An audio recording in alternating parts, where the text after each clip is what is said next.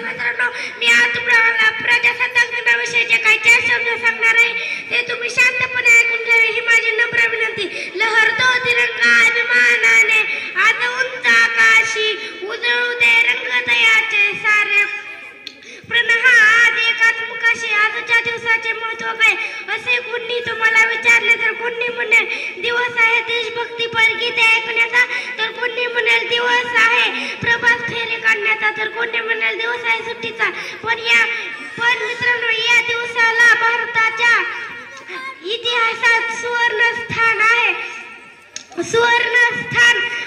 खरे पाहता तर आजचा दिवस आपल्या आनंदाचा, अभिमानाचा, सर्व प्रजेचा, न्यायाचा, आपल्या भाग्याचा आणि मांगल्याचा. म्हणूनच माझ्या साऱ्या खूप खूप शुभेच्छा.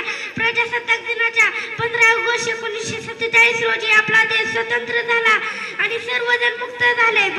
भारतीय माणूस खऱ्या अर्थाने मुक्त झाला तो आपल्या संविधानामुळे.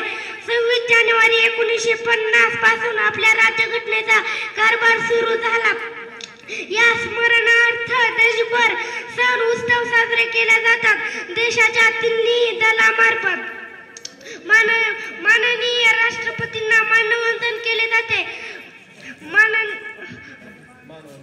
मानवंदन केले जाते. देशातली अनेक राज्य चित्ररथामधून मनमोहक साजरे करतात. या मंगलदिनी आपण एक जबाबदार नागरिक बनण्याची शपथही घेऊया. पुन्हा एकदा या मंगलदिनी मंगलमय शुभेच्छा. एवढे बोलून मी माझे भाषण संपवतो.